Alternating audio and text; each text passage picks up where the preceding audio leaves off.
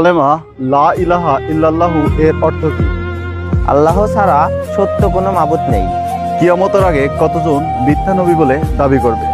30 জন। কোন সাহাবীকে বলা হয় আল্লাহর তরবারি? খালিদ বিন ওয়ালিদ রাদিয়াল্লাহু তাআলা আনহু। রমজান মাসের নাম কুরআনে কতবার উল্লেখ করা আছে? একবার। কতক্ষণ পর্যন্ত মানুষের তওবা কবুল হয়? মৃত্যুর আগ পর্যন্ত।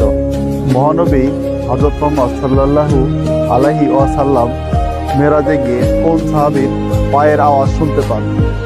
হযরত বিন রাবাহ রাদিয়াল্লাহু তাআলা আনহু। মহানবী সাল্লাল্লাহু আলাইহি ওয়াসাল্লাম কোন সাহাবীর কাছ থেকে কোরআন তেলাওয়াত শুনতেন?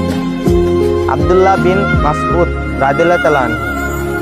কুরআনের একটি অংশ বলা হয় কোন সূরাকে? সূরা ইখলাসকে। এবারকার প্রশ্নটি আপনাদের উদ্দেশ্যে। বলতে হবে কোন ফেরেশতাকে সকল ফেরেশতাদের সর্দার বলা হয়?